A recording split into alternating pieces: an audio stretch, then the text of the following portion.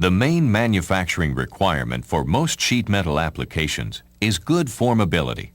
This is the sheet metal's ability to deform into intricate shapes without defects in the finished part. In all sheet metal forming operations, one or more types of deformation are involved, including bending, stretching, and/or drawing. Part shape largely determines the relative severity of the sheet metal's formability, especially where drawing and stretching occur. But other factors also influence formability. Those include the ductility of the metal, the die design, the stamping press, press speed, lubrication, the sheet metal feeding mechanisms, and monitoring systems and controls which safeguard and synchronize the operation.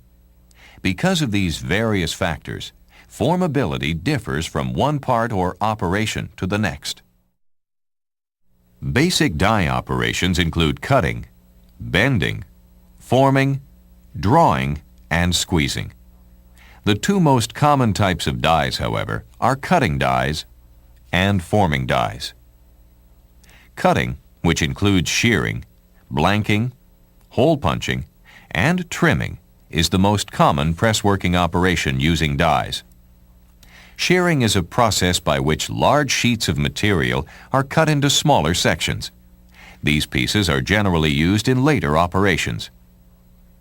Blanking is a form of shearing that cuts sheet metal stock around the complete perimeter of a shape to form a workpiece blank. Reference to a blank in stamping usually implies the need to perform subsequent operations to the workpiece.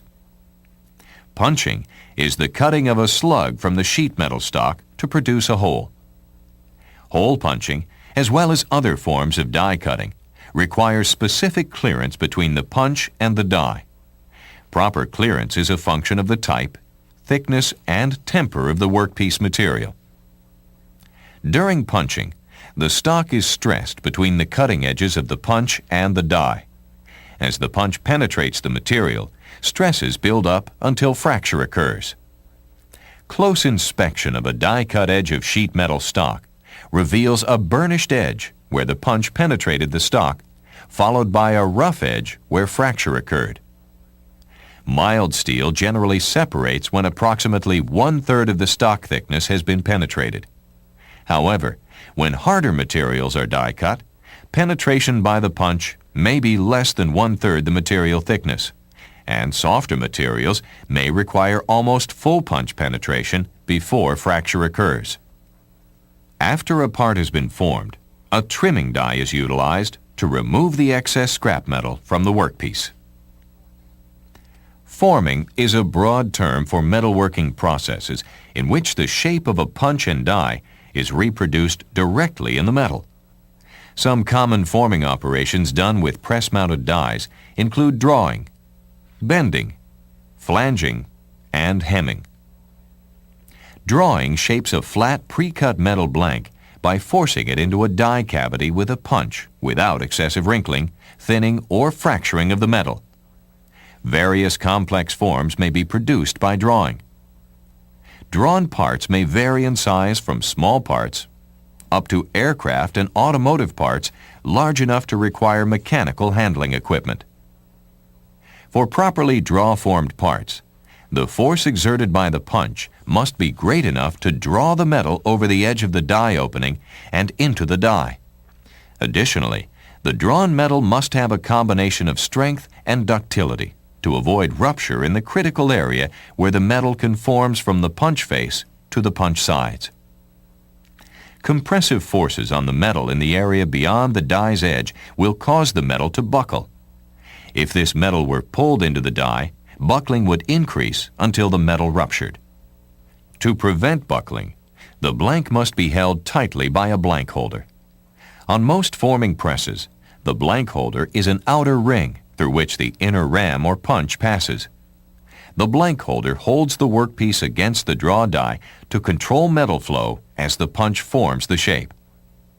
In practice, the blank holder must exert less pressure against the blank than the punch, so metal can flow into the die, yet it must exert enough pressure to prevent wrinkling.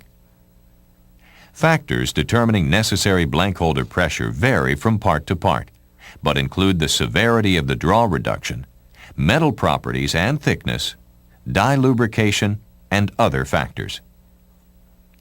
Bending is performed on sheet metal to gain rigidity and to produce a part of desired shape. Bending is usually done to make structural stampings, such as brackets, braces, and supports. Flanging is a forming operation similar to bending, except that the flanged edge is shorter and narrower compared to the overall part size. A flange can be bent down along a straight or curved line and is used for appearance, rigidity, edge strengthening, removing a sheared edge, and to provide an accurately positioned fastening surface.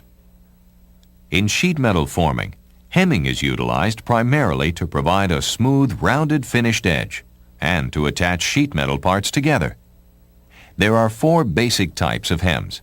Those include the flat hem, which can be used with materials having high ductility, the teardrop hem, which is used on materials lacking the ductility required to form the flattened hem without cracking, the open hem, and the rope hem, which are used to join sheet metal parts together.